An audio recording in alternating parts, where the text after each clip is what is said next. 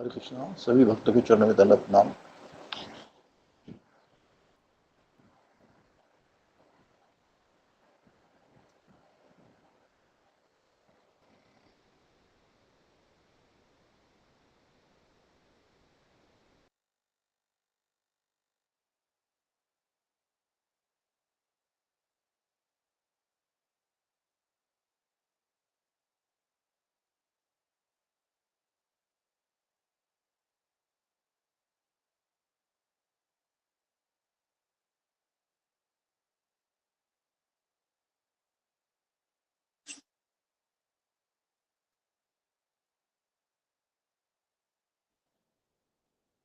हरे कृष्णा। अशोक प्रभु जी, सादर प्रणाम।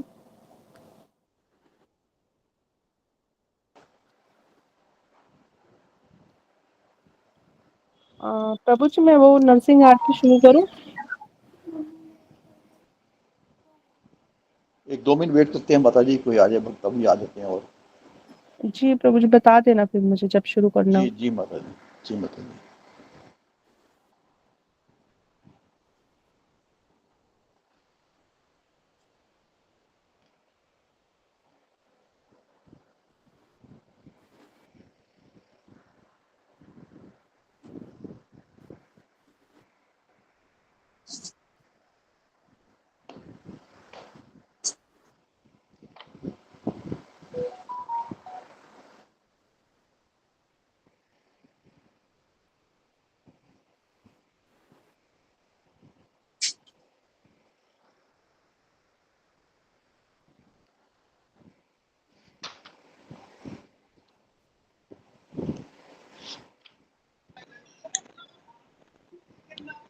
हरे कृष्णा। अशोक प्रभु जी, दंडवत प्रणाम। सभी भक्तों की चरणों में दंडवत दंडवत प्रणाम प्रणाम। प्रभु जी। हरे हरे कृष्णा। कृष्ण। हरे कृष्णा। हरे कृष्णा। धन्यवाद प्रणाम सभी को। दंडवत प्रणाम प्रभु जी। हरे कृष्णा। हरे कृष्णा।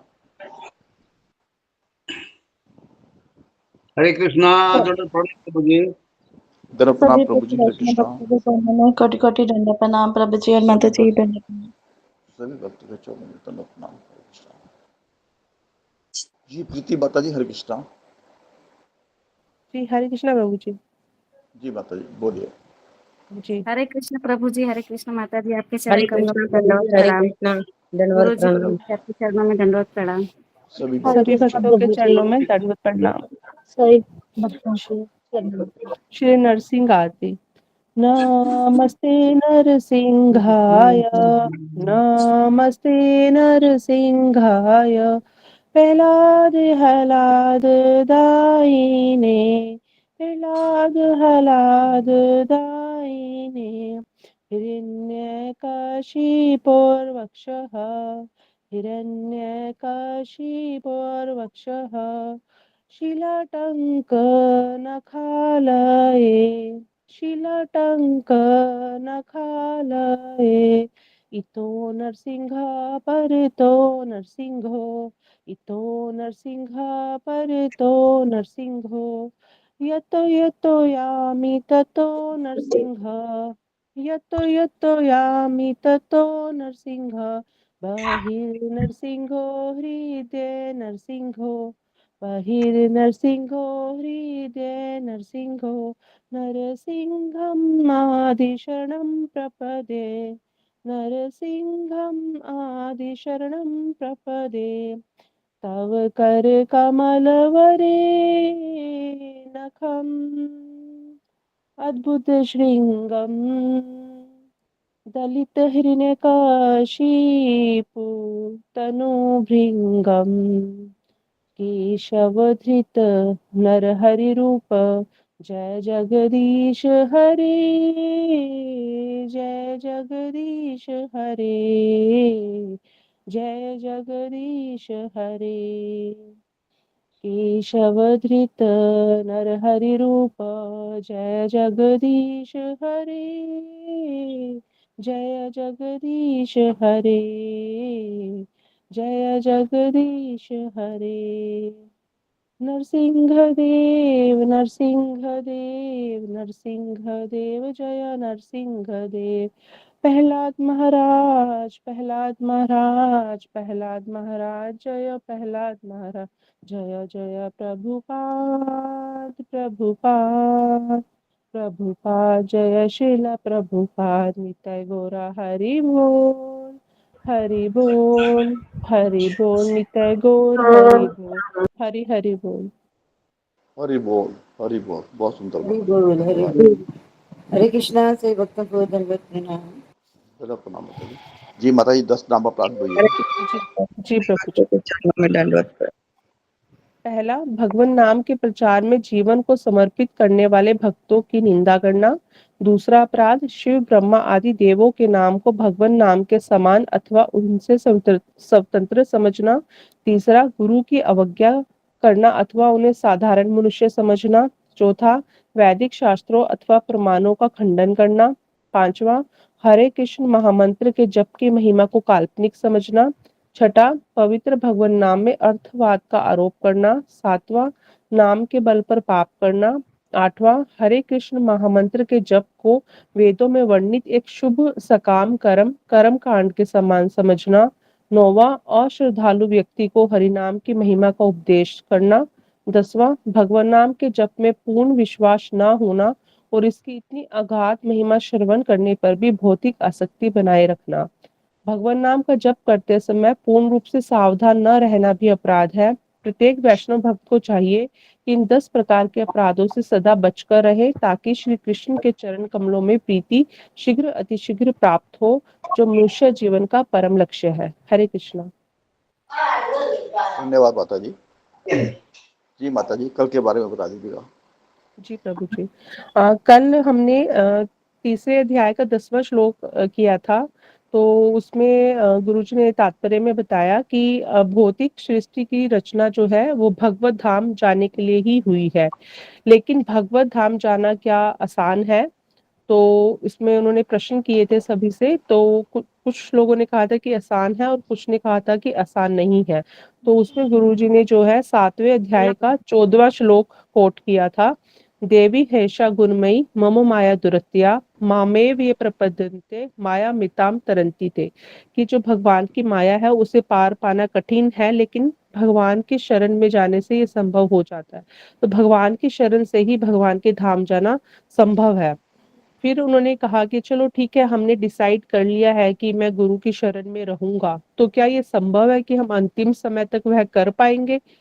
तो अब जैसे उन्होंने कहा कि धाम, अगर आज भी अगर विमान आ जाता है धाम जाने के लिए कि चलो आपको धाम लेके चलते हैं, तो ये उस पर निर्भर करेगा कि हम कितना जाना चाहते हैं या नहीं जाना चाहते। उस समय पे हमें परिवार की आसक्ति सताएगी, हमारे मन में द्वंद्व होगा। तो उसमें गुरुजी ने कहा कि अगर हमारे जीवन में सब कुछ अच्छा है तो फिर हम धाम भी नहीं जाना चाहेंगे। जब ऐसा होगा कि हमें कुछ भी नहीं चाहिए, तब हम धाम जाने के लायक होंगे।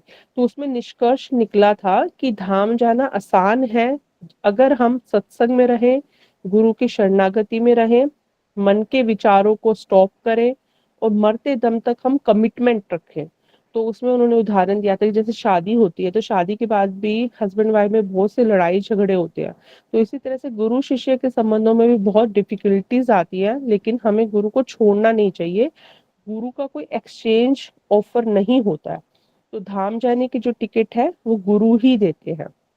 फिर वहां पे उन्होंने उदाहरण दिया था बैल का, कि बैल का जो है पूरा शरीर मजबूत होता है, सिर्फ एक अंग मजबूत नहीं होता है, वो होता है नथुना। तो किसान क्या करता है, उसी नथुने में रस्सी डालते हैं और उस रस्सी से उस बैल को कंट्रोल करते हैं कि जहां भी मोड़ना होता है।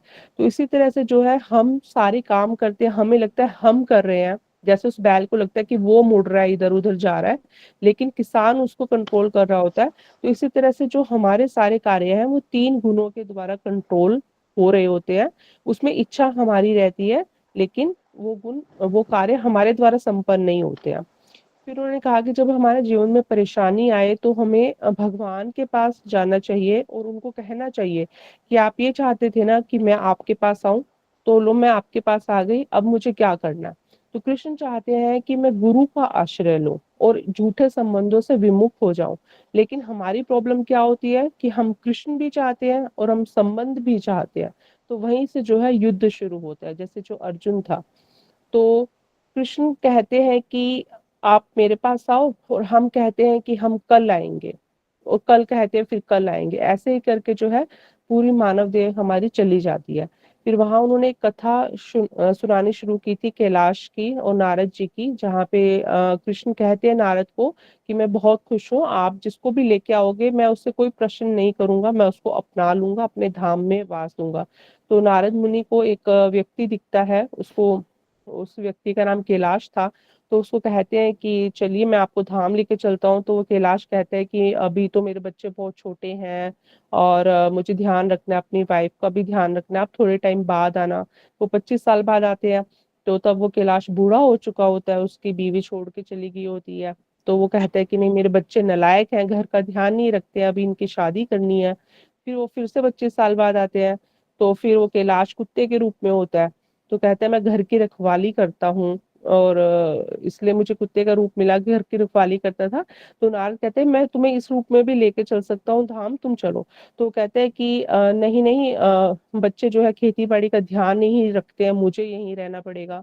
25 साल बाद फिर आते हैं तो वो सांप के रूप में होता है, खेतों में सांप के रूप में रह रहा होता है।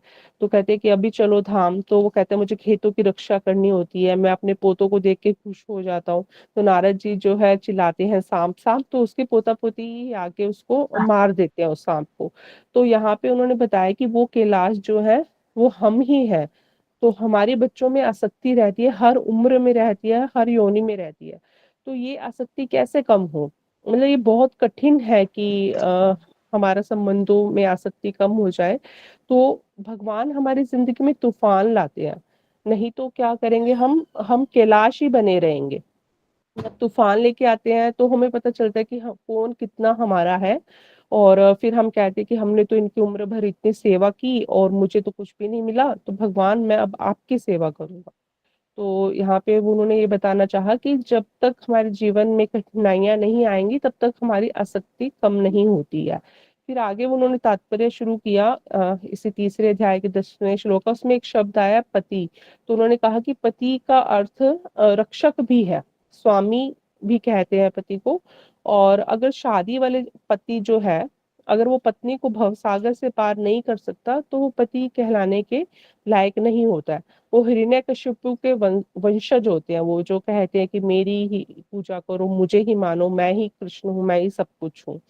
फिर उन्होंने कहा कि हम जो भी कार्य करें वो भगवान के लिए करें, हमें भगवान के नाम का आश्रय लेना है, साधु संग का लाभ लेना है, बाकी सब कार्य तो होते रहेंगे। और जो हरि नाम है वो भक्तों की संगति में ही लिया जाता है। फिर वहां उन्होंने अपना खुद का अनुभव शेयर किया कि कैसे वो ट्रेन में जा रहे थे, तो कुछ लोग थे वहां पे, वो ऑफिस के बाद वो ट्रेन में सफर कर रहे थे, तो वो भजन सुना रहे थे सभी। तो भजन जैसे खत्म होता था वो एक दूसरे के साथ मस्ती मजाक भी करते थे। तो वहां पे गुरुजी ने देखा कि भक्तों के संग के बिना भजन भी जो है हम नहीं अच्छे से कर सकते, हम उसको मस्ती के भाव से ही करते हैं। तो हमें हमारे अस्तित्व को उजागर करना है। हमारा अस्तित्व क्या है? कृष्ण का दास, हम कृष्ण के दास हैं, हमें अपने अस्तित्व को उजागर करना है, हमें भगवान के नाम लेने का अवसर ढूंढना है। फिर वहां पे एक माता जी ने प्रश्न किया था कि भक्त और भगवान में हमें भक्त को ही क्यों चूज करना होता है। तो वहां पे उन्होंने श्री संप्रदाय की कथा सुनाई थी, जो कि यमुनाचार्य के शिष्य की कथा थी। कि जो यमुनाचार्य के शिष्य थे वो वृहदराज भगवान को पंखा करते थे। तो भगवान जो है उनसे बात किया करते थे। तो एक दिन एक व्यक्ति वहां पे आता है, वो नाम जप करने लगता है।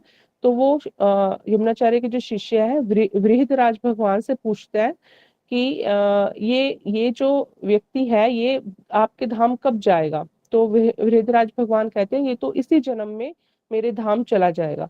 फिर वो शिष्य प्रश्न करता है ठीक है तो मैं कब जाऊंगा। तो वो कहते हैं कि तुम तो आने वाले 100 जन्मों में भी मेरे धाम नहीं आ सकते। तो वो शिष्य एकदम हैरान हो रह जाता है। वो कहते हैं मैं तो डेली आपको पंखा करता हूँ, मेरे हाथ भी दर्द होते हैं फिर भी मैं आपको पंखा करता रहता हूँ। तो ऐसा क्यों, ऐसा भेदभाव, क्योंकि ये व्यक्ति इसी जन्म में चला जाएगा और मुझे अभी नहीं है अवसर। तो वो कहते हैं कि तुम जो है मेरी सेवा कर रहे हो, जबकि ये जो है मेरे भक्तों की सेवा कर रहा है। तो भगवान की सेवा करने से गुरु मिलते हैं, सत्संग मिलता है, लेकिन गुरु की और भक्तों की सेवा करने से भगवत धाम मिलता है। तो फिर वो शिष्य पूछता तो फिर मेरी सेवा का क्या लाभ। तो कहते मैं तुमसे बात कर रहा हूँ, यही मतलब मैं हर किसी से ऐसे बात नहीं करता हूँ, तो तुम मुझे पंखा करो तो उसके बदले मैं तुमसे बात कर रहा हूँ, सिर्फ इतना ही। तो वहां पे निष्कर्ष निकला था कि भक्त की सेवा से ही भगवत धाम मिलता है, भगवान की सेवा से गुरु मिलते हैं और गुरु की सेवा से धाम मिलता है। हरे कृष्णा प्रभु जी, ये कल की क्लास थी जी, कुछ गलती हुई हो तो क्षमा कीजिएगा। हरे कृष्णा। धन्यवाद माता जी, बहुत सुंदर, बहुत सुंदर। हरे बहुत कृष्णा, सुंदर माता बहुत बढ़िया माता जी। बहुत सुंदर, बहुत बहुत सुंदर बहुत माता सुंदर, जी। बहुत हाँ, सुंदर। सभी ऐसे भक्त के चरणों में दंडवत प्रणाम। हरे माता जी की कृष्णा। कृष्णा हरे कृष्णा गुरुदेव भक्त के भक्तों के चरणों चरण में में दंडवत प्रणाम। वैष्णव भक्तों के चरण में हरे कृष्णा, सभी भक्तों को दंडवत प्रणाम, गुरु जी के चरणों में दंडवत प्रणाम। हरे कृष्ण, सभी भक्त वैष्णव कृष्णा गुरु जी दंडवत प्रणाम। जय जगन्नाथ प्रभु। दोनों प्रणाम गुरु जी। हरे कृष्ण। दोनों प्रणाम गुरु जी, जय सभी को कृष्णा प्रणाम। गुरु के चरण में कोटि कोटि दंडवत वैष्णव भक्त। हरे कृष्णा गुरु जी, दंडवत प्रणाम।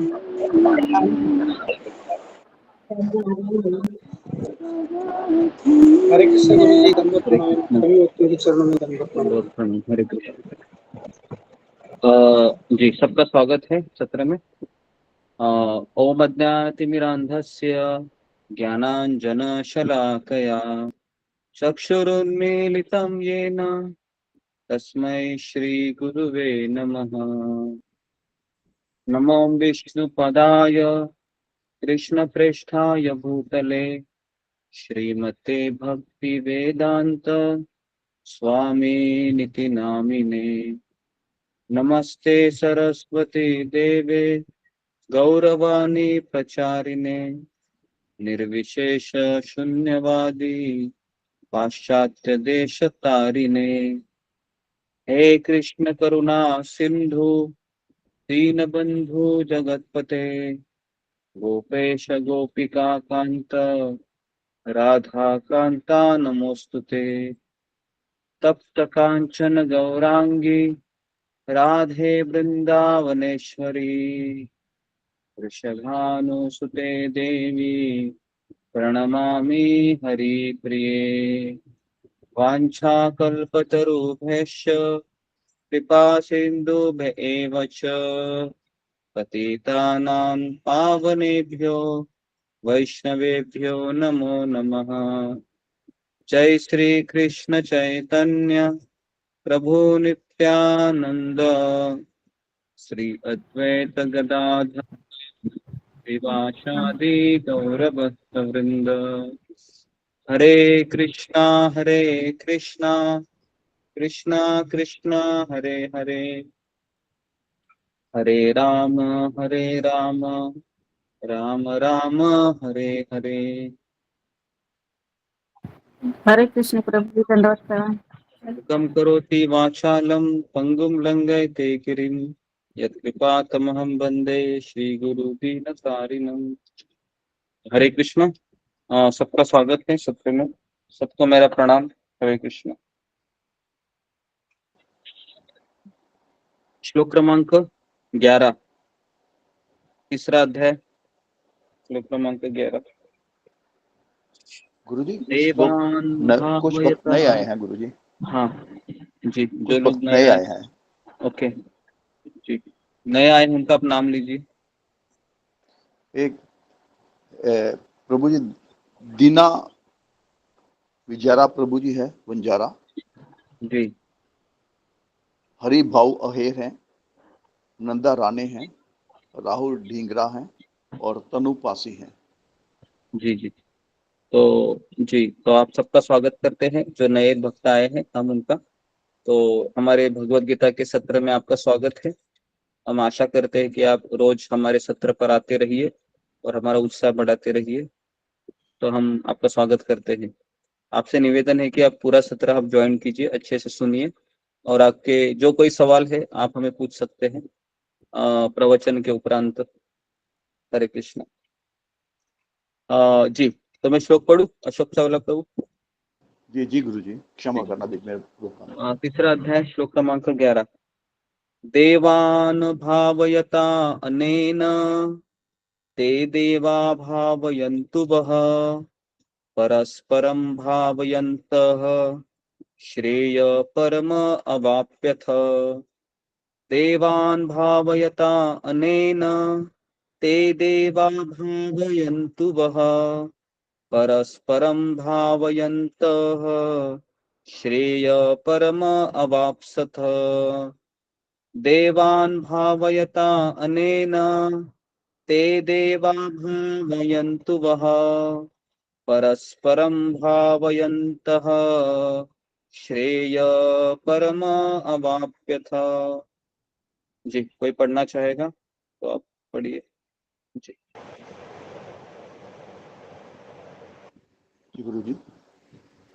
देवान् भाव्यता अनेन ते देवा भाव्यन्तु वः परस्परं भाव्यन्तं श्रेय परम आव्यपस्थ।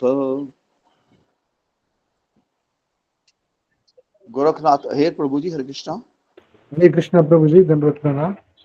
देवान् भावयता अनेन ते देवा भावयन्तु वः परस्परं भावयन्तः श्रेयः परम अवाप्स्यथ।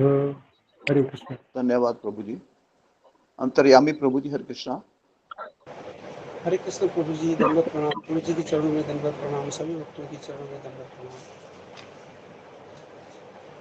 देवान् भावयतो नेना ते देवा भावयन्तु वः परस्परं भावयन्तः श्रेयः परमावप्स्यथ। धन्यवाद प्रभु जी। शीला बैरागी माता जी, हरे कृष्णा। देवान्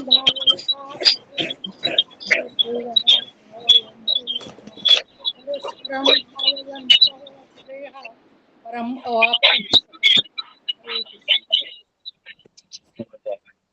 धन्यवाद माता जी। रंजना माता जी, हरे कृष्णा। हरे कृष्ण प्रभु जी, आपके चरणों में धन्यवाद प्रणाम, सेवकों को धन्यवाद प्रणाम। देवान् भावयत अनेन ते देवा भावयन्तु वा परस्परं भावयन्तः श्रेया परम अवाप्स्यथ। हरे कृष्ण। धन्यवाद माता जी। सुधा गुप्ता माता जी। हरे कृष्णा प्रभु जी, दंडवत प्रणाम। सभी भक्तों को दंडवत प्रणाम।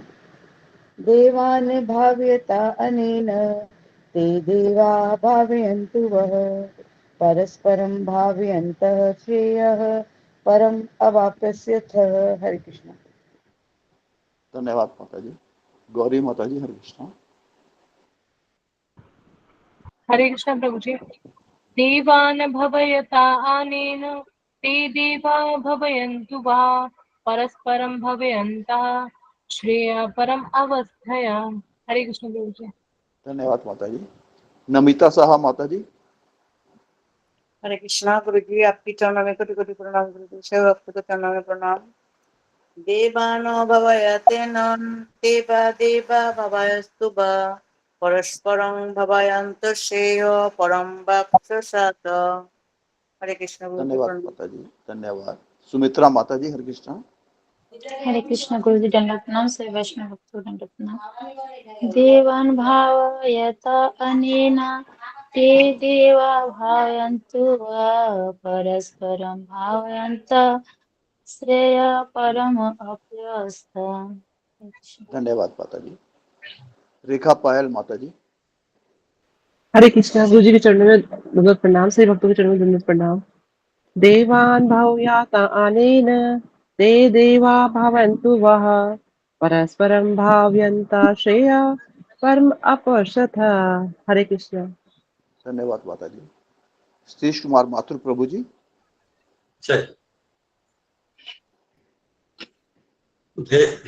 देवान् भावयन्तनेन्ते देवा भावयन्तु वा परस्परं भावयन्तः श्रेयः वाप्स्यथ। धन्यवाद प्रभु जी। मोहित पुरम प्रभु जी, हरे कृष्णा।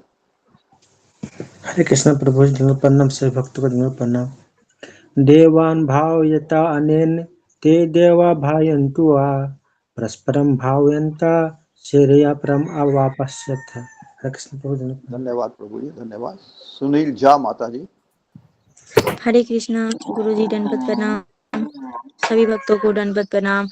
देवान्य भाव्यन्तानेन ते देवा भावयन्तु वः परस्परं भाव्यन्तः श्रेय परम वाप्स्य। हरे कृष्णा गुरु जी, दंडवत प्रणाम। सभी भक्तों को धन्यवाद दंडवत माता जी। चंद्रभूषण कुमार प्रभु जी, हरे कृष्ण। प्रभु जी, आप सभी को दंडवत प्रणाम। देवान भावयतानेन ते देवा भावयन्तु परस्परं श्रेयः परम वाप्स्य। हरे कृष्ण। धन्यवाद प्रभु जी, धन्यवाद। भारती थपलियाल माता जी, हरे कृष्ण।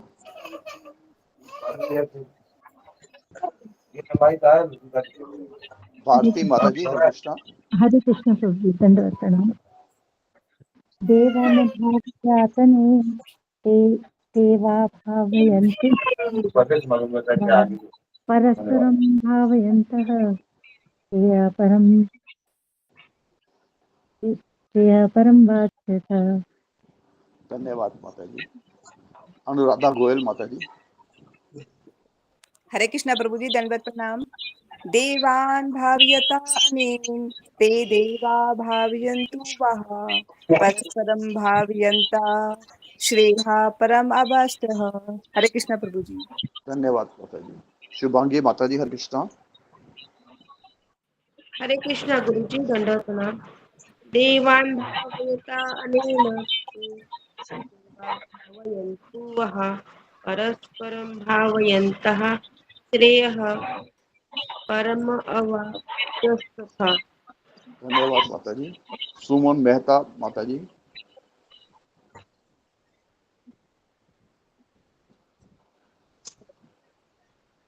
सुमन मेहता माता जी।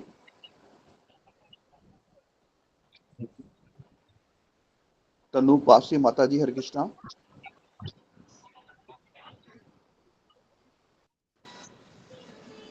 तनु पासी माता जी।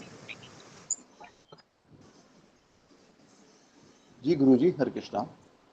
तनु प्रणाम। अनुवाद और तात्पर्य में बताता हूं। सब लोग अपने कैमरा को ऑन कीजिए, माइक ऑन कीजिए। गुरु जी को दंडवत प्रणाम। जी ओके। सभी भक्त को दंडवत प्रणाम। माता जी को दंडवत। हाँ जी। यज्ञों के द्वारा प्रसन्न होकर देवता तुम्हें भी प्रसन्न करेंगे और इस तरह मनुष्य तथा देवताओं के मध्य सहयोग से सबों को संपन्नता प्राप्त होगी।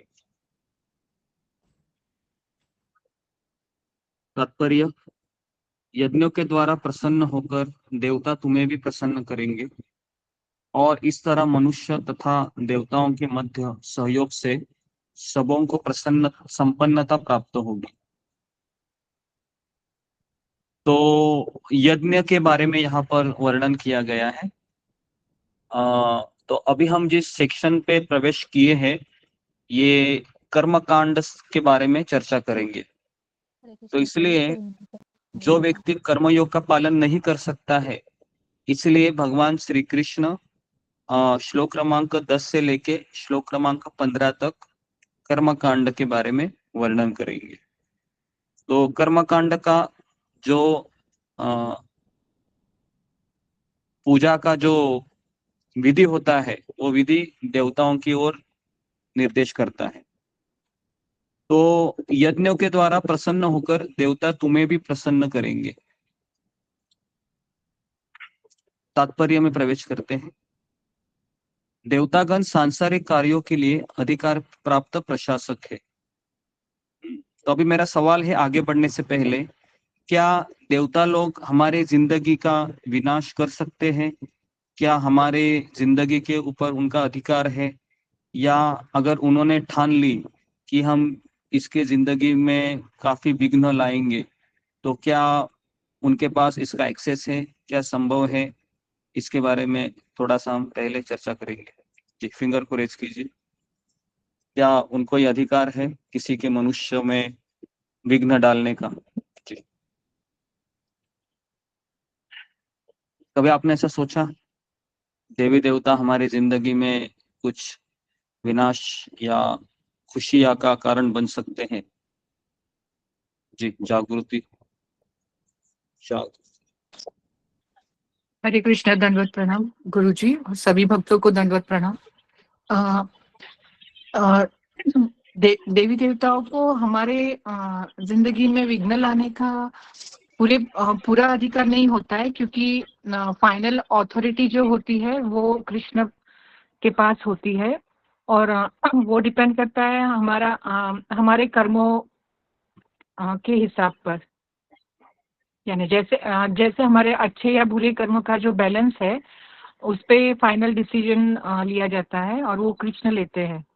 हरे कृष्ण। Okay, next. धन्यवाद। अशोक चावला प्रभु।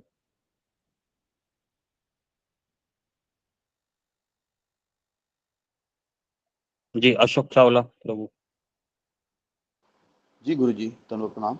गुरु जी, देवता लोग हमारे जिंदगी में कड़वापन ला सकते हैं, थोड़ा बहुत उसमें विघ्न डाल सकते हैं हमारे कामों में, पर वो पूरी तरह ऑथोराइज नहीं होते। कहते हैं ना, राखे कृष्ण ते बारे के, बारे कृष्ण ते राखे के। तो जी, देवता लोगों को पूरा विनाश करने का अधिकार नहीं होता। पूरा अधिकार विघ्न नहीं वो होता। विघ्न उत्पन्न करते हैं, स्पीड ब्रेकर लगा सकते हैं बीच में। स्पीड ब्रेकर लगा सकते हैं। ओके। जी गुरु जी। और प्रीति अग्रवाल। हरे कृष्णा। ये जो देवी देवता होते हैं ये भी भगवान के सेवक ही होते हैं। जब हम आते हैं इस भौतिक जगत में तो भगवान कहते हैं उन्हें कि इनको अन्न, जल, वायु ये सब प्रदान करो। तो वो भगवान की इच्छा से ही हमें सब कुछ प्रदान करते हैं। और मुझे ऐसा लगता है कि उनको नहीं है अथॉरिटी अपने तरफ से वो कुछ भी करें। मतलब वो ना वो अच्छा फल दे सकते हैं कृष्ण की इच्छा के बिना, ना वो कुछ बुरा कर सकते हैं। अगर जैसे इंद्र ने प्रयास किया था, तो वहां पे भगवान फिर स्वयं रक्षा करते हैं। अगर और फिर बाद में इंद्र को भी रियलाइज हुआ था कि उसने गलती की है, तो उनके हाथ में कुछ नहीं होता। वो भगवान जैसे जैसे उनके रूल्स हैं, उनके इंस्ट्रक्शंस हैं, उनके अकॉर्डिंग ही उनको कार्य करना होता है। जी गुरु जी, कुछ गलती हुई हो ओके। तो क्षमा कीजिए। ओके, तो जी, तो इसका उत्तर मैं देने जा रहा हूँ। ध्यानपूर्वक सुनिए कि आप में से कितने लोगों ने कुंडली निकाली है अपनी? फिंगर को रेज कीजिए। कुंडली जो हम शादी के समय या बच्चे का जन्म होते समय शिव जी के मंदिर में कोई ब्राह्मण बैठता है ना, और वहां पर वो कुंडली निकालने के कुछ पैसे लेते हैं, 100 रुपया 200 रुपया, और फिर वो आपको कहता है कि 4 दिन के पश्चात आपको कुंडली मिल जाएगी। और फिर आप घर में कुंडली को लाते हैं, उसको पढ़ते हैं। फिर वो कहता है कि आपके पुत्र के कुंडली में शनि पीड़ा है, राहु पीड़ा है, और ये जब 21 साल का हो जाएगा तो इसके जीवन में ये घटना होगी। सुना है आपने? जी, बहुत लोगों ने सुना होगा। ओके जी। तो जी, तो अभी मैं इसका आपको हायरार्की बताने जा रहा हूँ, जो पहले भी मैंने आपको बताई थी। तो हमारे मनुष्य जीवन है वह ग्रह नक्षत्रों के ऊपर आधारित होता है। इसको लिख लीजिए जरा। हमारा जो मनुष्य जन्म है, इसका जब जन्म के समय जो हमारी ग्रह की स्थिति होती है ना, ग्रह नक्षत्रों की, उस स्थिति के ऊपर हमारा आने वाले साल निर्भर होते हैं। तो हमारे ऊपर ग्रह नक्षत्र होते हैं। ग्रह नक्षत्रों को कौन नियंत्रण करता है? कौन बताएगा मुझे? फिंगर को रेज कीजिए। ग्रह नक्षत्रों को कौन नियंत्रण करता है? जी, सुषमा गोराई। हरे कृष्ण गुरु जी, दंडवत प्रणाम। गुरु जी, देव देवी नियंत्रण करते हैं। कौन करते हैं? जी, सुजाता महापात्र। कृष्ण गुरु जी, देवी देवता नियंत्रण। देवी देवता, हाँ, वेरी गुड। तो देवी देवता नियंत्रण करते हैं ग्रह नक्षत्रों को। ठीक है, अभी सवाल यह है कि देवी देवताओं को कौन नियंत्रण करता है? जी, अनुराधा गोयल। हरे कृष्णा प्रभु जी, भगवान श्री कृष्ण। नहीं, भगवान श्री कृष्ण नहीं करते हैं। देवी देवताओं को नियंत्रण उनके बीच में और एक व्यक्ति भगवान ने खड़ा किया है। जी, शमिका, ब्रह्मा जी। नहीं आप ऐसे मत बोलिए, फिंगर को रेज कीजिए। शमिका रेवंडकर। हरे कृष्णा गुरु जी।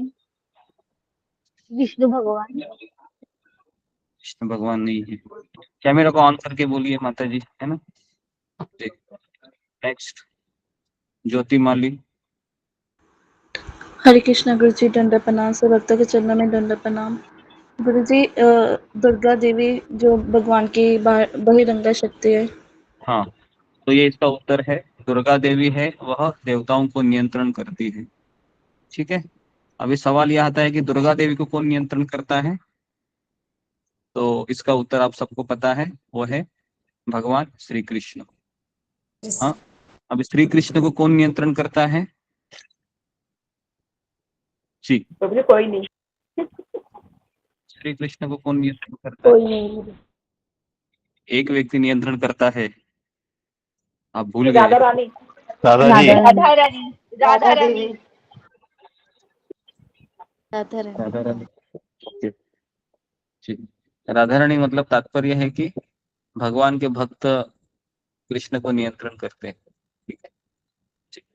तो हायरार्की ऐसी है। तो सब लोगों ने लिख लिया। मनुष्य को कौन नियंत्रण करता है। ग्रह नक्षत्र, ब्रैकेट में लिखिए राहु केतु शनि। फिर उसके ऊपर है देवी देवता, उसके ऊपर है दुर्गा देवी, दुर्गा देवी के ऊपर है श्री कृष्ण, और श्री कृष्ण के ऊपर है उनके भक्त। ठीक है, अल्टीमेट ऑथोरिटी कौन है फिर। अल्टीमेट ऑथोरिटी है भगवान के भक्त एक तरीके से, है ना। लेकिन उसको सैंक्शन करना भी कृष्ण का एक काम है। अल्टीमेट ऑथोरिटी कृष्ण है। तो अभी मेरा सवाल है, क्या देवी देवताओं हमारे ऊपर प्रकोप कर सकते हैं। शनि पीड़ा, राहु पीड़ा सुना है आपने। कितने लोगों ने सुना है कि शनि की पीड़ा है तुम्हारे जीवन में, राहु की पीड़ा है, या फिर किसी देवता का प्रकोप है, या काल सर्प योग है, या फिर और कौन सा मैंने सुना था। जी जी, है ना। तो ये सब चीजें आप लोगों ने सुनी होगी। और आप में से कितने लोग हैं वह इसका निवारण करने के लिए ज्योतिष के पास गए होंगे आपके पिताजी के साथ बचपन में। फिंगर को रेज कीजिए। ओके जी, बचपन में आप गए होंगे जी। ठीक है जी, काफी लोग गए हैं, 14 लोग गए हैं। ज्योतिष का खिस्सा भी भरा होगा, है ना। इतने लोग गए हैं, उनकी फी भी रहती है ज्योतिष की। मुफ्त में करता है वो या फी लेता है। फी लेता है ना जी। तो ओके, सबसे पहले वो धमकाता है, पता है आपका बेटे का, है ना, कुछ नहीं हो सकता है, बहुत बड़ा काल सर्प का योग्य है या योग है, कुछ नहीं करोगे तो फिर आपका बेटा का पढ़ाई नहीं होगा, इसका शादी नहीं होगा, और इसको मंगल है ना, मंगल के लिए फिर मंगल लड़की देखते हैं, है ना, ऐसा ही कुछ होता है। आप ये सब चलता है। तो ये सब क्यों होता है। तो ये सब इसलिए होता है कि हमारे ऊपर ग्रह नक्षत्र है, और ग्रह नक्षत्र के ऊपर है देवी देवता। तो अगर देवी देवताओं को आपके जीवन में कुछ विघ्न डालना है तो क्या उनको अधिकार है। तो इसका उत्तर है उनको अधिकार है ना, उनको अधिकार है। लेकिन जैसे कि किसी ने उदाहरण दिया था, इंद्र ने भी वर्षा की थी जब वृंदावन के भक्त इंद्र की पूजा करने के लिए मना किए, तो प्रलय तो आया था ना, बराबर है ना। ऐसा नहीं कि कृष्ण ने प्रलय के पहले ही इंद्र को रोक दिया, ऐसा ऐसा नहीं हुआ था। तो इसके लिए प्रकोप तो होगा। अगर आप कृष्ण की भक्ति कर रहे हैं ना, तो अगर कोई देवता गुस्सा हो गए तो पीड़ा तो हो सकती है। लेकिन जिसने कृष्ण का आश्रय लिया है, तो कृष्ण है वह देवताओं को भी समझा सकते हैं कि आप ऐसा मत कीजिए, मेरा भगत है वो, उसको आप तकलीफ मत दीजिए। ठीक है, तो यहाँ तक किसी को क्लियर है। फिर मैं आगे बढ़ता हूँ, क्योंकि कर्मकांड में ये चीजें बताना मुझे जरूरी लगा, क्योंकि हम सब लोग शिव जी गणेश जी की पूजा करते हुए आए हैं, माता रानी की पूजा करते आए हैं। है ना। तो हमको लगता है कि ये लोग है, हाँ ये लोग हमारे ऊपर है, निश्चित रूप से है, लेकिन यही अल्टीमेट अथॉरिटी नहीं है हमारे ऊपर। उनके ऊपर भी दुर्गा जी है, और दुर्गा जी का कहना भी उनको सुनना पड़ता है। और दुर्गा जी के ऊपर कृष्ण है। कृष्ण ने कहा दुर्गा देवी को, ए दुर्गा जी, ये मेरा भक्त है जो कोलकाता में रह रहा है या दिल्ली में रह रही है, तो इनको बहुत पीड़ा दे रहा है। जरा आप देवी देवताओं को, नक्षत्रों को कहो कि थोड़ा सा आप अपना प्रभाव मत डालिए इनके ऊपर, ये मेरा भक्त है। तो फिर ये लोग शांत बैठ जाते हैं। ठीक है, ओके। अमर सिंह झाला, पूछना है आपको? हरे कृष्णा प्रभु जी। गुरु जी सादर दंडवत प्रणाम। हरे कृष्ण। और मेरा जैसे प्रश्न सिंपल ही था, ऐसा कोई इशू नहीं है। तो वो जो अपन कर्म कांड वास्तव में अगर वो कह रहे हैं पंडित जी ऐसा दोष है, तो वो जब मंत्र जाप करते हैं उसकी जगह अपन स्वयं करें तो अच्छा रहेगा। वो बताया उस विधि से या उनके द्वारा, जैसे अभी मेरे बच्ची की ही बात चली थी, तो वो गए थे, साहब 45,000 का खर्चा है, 11 ब्राह्मणों को बिठाना पड़ेगा क्या। तो फिर मैंने कहा देखेंगे, अभी फिलहाल में तो ऐसा कोई मानस है नहीं, क्योंकि ये लगभग मैं भी कई बार ऐसे इनके जो है मैंने भी करवाया इस तरह से। पर जब से कृष्ण भक्ति या भक्तों का सानिध्य मिला है तो अपने आप मेरा उनमें से जो मन कम हो गया। जैसा भगवान कृष्ण ने कहा है कि जो निर्धारित कर्म होता है वो व्यक्ति का पीछा नहीं छोड़ता है। या फिर जैसे मान लो जितना बन सकता है भक्तों का संग भी कर लेते हैं, और जितना बन सकता है मॉर्निंग में जपा का भी प्रयास करते हैं। पर फिर भी मेरी बच्ची के उन्होंने 45,000 का खर्चा जो आप फरमा रहे हैं, तो उसको करवाना चाहिए या नहीं? सिंपल से प्रश्न होगा मेरा। धन्यवाद। देखिए ठीक है, मैं आपको अभी मेरी स्टोरी बताने जा रहा हूँ, ध्यानपूर्वक सुनिए। मैं जब हुकुम इस्कॉन स्टोरी में में आया कब से था, जुड़ा हुआ हूँ? कोविड से पहले भी मैं जुड़ा हुआ था, अभी बीच में नहीं जुड़ पा रहा था, पिछले 1.5-2 साल से। पुनः लगभग 1.5-2 महीने से जुड़ रहा हूँ। तो आप तो खाली ये से नो फरमा दे हुकुम, बस इतना ही चाहूंगा, मैं बाकी आपका समय वेस्ट मैं नहीं करूँ हुकुम में। जी, मैं केवल मेरा आपको ये बता रहा हूँ, उदाहरण बता रहा हूँ, फिर आपकी मर्जी आपको क्या करना है। मैं जब इस्कॉन में आया था तो मुझे काल सर्प था, मतलब मेरी कुंडली में काल सर्प था। तो मेरा कुछ भी अच्छा नहीं हो रहा था। तो मेरे माता पिता बहुत चिंतित थे, और उनको लगा कि ये इस्कॉन में गया है और ये बहुत ज्यादा माला कर रहा है, तो ये काल सर्प का ही परिणाम है, उनको ऐसा लगा। तो तो फिर वो मुझे ज्योतिष के पास ले गए थे, शिव जी के मंदिर में। बाबुलनाथ के आसपास ही है, काला बाजार करके एक एरिया है, भूल गया मैं, चिरा बाजार करके एरिया है चरनी रोड में। तो वहां पर वो मुझे लेके गए थे, मुझे याद है वो शिव जी का मंदिर था। और मेरी बिल्कुल इच्छा नहीं थी जाने की, क्योंकि मुझे कृष्ण भक्ति पे बहुत भरोसा था उस समय, है ना, नया नया खून था, बहुत जोश था, है ना, इस्कॉन में आया था मैं। तो ऐसा लग रहा था कि कृष्ण भगवान संभाल लेंगे। तो मेरे माता पिता को मैंने कहा कि मुझे नहीं करना है ये काल सर्प वगैरह, मेरा कृष्ण है, मेरी रक्षा करेगा। तो मेरे माता पिता और गुस्सा हो गए, और फिर मैंने मंदिर में फोन घुमाया और कहा कि प्रभु जी, मेरे माता पिता मुझे ज्योतिष के पास ले जा रहे हैं करने के लिए, और खर्चा भी उन्होंने 25,000 रुपया खर्चा बोला है, उस समय की बात है ये। और पिताजी करने के लिए भी रेडी हो गए। तो वो बोले कि कोई बात नहीं, तो तुम कर लेना, है ना, क्या फर्क पड़ता है, उनकी तसल्ली तो हो जाएगी, तुम्हें तो कृष्ण पे भरोसा है ना। मैंने कहा कि हाँ मुझे तो भरोसा है। तो कोई बात नहीं, उनका भरोसा नहीं है ना, उनको करने दो। मैंने कहा ठीक है, चलो फिर मैं भी चला गया फिर। और कहो कि वो जब मंत्र तंत्र बोलेंगे तो तुम हरे कृष्ण महामंत्र बोलना माला लेके। तो फिर मैं अपनी माला लेके चला गया फिर, है ना। और फिर मुझे उन्होंने वस्त्र पहनाने को कहा, साफ सुथरे धोती कुर्ता में पहन के गया। हाँ, बहुत उम्र में भी मैं उस समय बहुत छोटा था, 18 साल, 17-18 साल का हो सकता है। तो मैं बैठा, 1 घंटा लगा पूजा को, है ना, 3-4 ब्राह्मण बैठे थे, उन्होंने काल सर्प योग पूरा ये किया। और इस तरीके से 2 घंटे की पूजा खत्म हो गई। पिताजी ने पैसे दे दिए, और मुझे तो बिल्कुल इंटरेस्ट नहीं था, मैं ऐसे ही मुंह लटका के बैठा था। और फिर पूजा खत्म हो गई, मैं घर आ गया, और अगले दिन मेरा एक्सीडेंट हो गया, है ना, मुझे किसी गाड़ी ने उड़ा दिया। और मेरे पिताजी बोले कि ये क्या हो गया, काल सर्प का पूजा हो गया और इसको वापस तकलीफ हो गई। फिर पिताजी ने कहा कि इसलिए तकलीफ हो गई क्योंकि इसने काल सर्प के समय ना इसने कोऑपरेशन नहीं किया, ऐसे ही गुस्से से बैठा था ये, तो इसके लिए काल सर्प ने भी कुछ हुआ नहीं पूजा, इसने मेरे पैसे वेस्ट गवा दिए। तो इस तरीके से फिर माहौल घर में चला आया। तो फिर अभी मैंने वापस प्रभु जी को फोन घुमाया और कहा कि प्रभु जी मेरे साथ ये सब चीजें हो रही है, मैं क्या करूं। तो उन्होंने कहा कि कृष्ण परीक्षा ले रहे हैं और कुछ नहीं है, जो भी हो रहा है शांति से इसको सहन करो और ज्यादा सोचो मत। तो इस तरीके से ये मेरे जीवन में हुआ था जब मैं इस्कॉन में आने के पश्चात ये मेरे साथ हुआ। तो मैं आपको यही राय दूंगा, अगर मुझे कृष्ण पे भरोसा है 100%, तो फिर हमें कोई यज्ञ करने की आवश्यकता नहीं है। लेकिन अगर मुझे थोड़ा भी डाउट है कि कृष्ण तो है लेकिन थोड़ा पूजा विधा भी करना चाहिए ना, तो फिर आप कर लेना। आई बात समझ में मैं क्या कहना चाह रहा हूँ? हरे तो कृष्णा ये प्रभु जी, दो धन्यवाद आंसर है। ओके जी। ओके जी। और अशोक चावला। गुरुजी, हाँ। देवी देवताओं की तो बात अलग है। जी यहाँ काला जादू करने वाले, जादू टोना करने वाले भी लाइफ को डिस्टर्ब कर देते हैं। जी।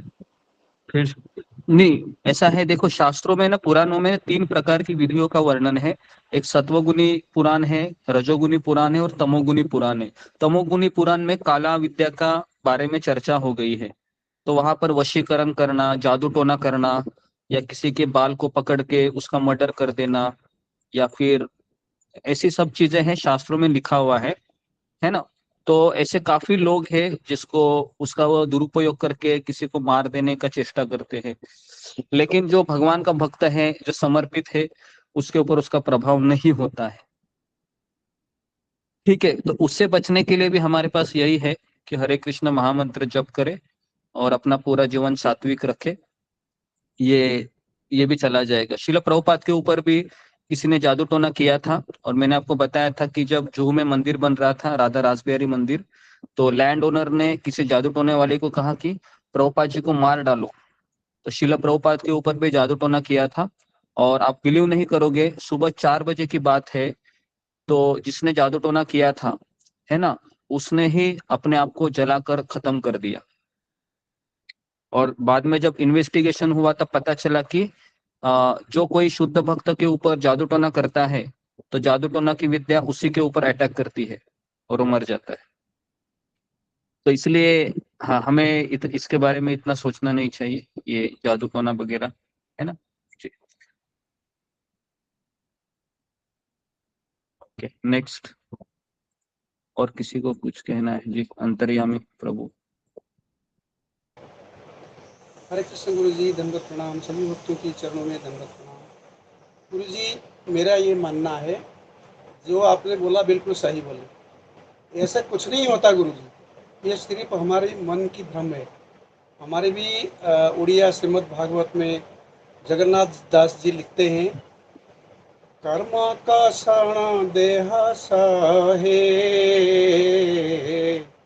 अरण्य अजगर प्राये। वो बोलते हैं कि कर्म की कसम, जो पिछला जन्म में आपने जो कर्म किया उसका भला बुरा आपको इस जन्म में सहना पड़ेगा।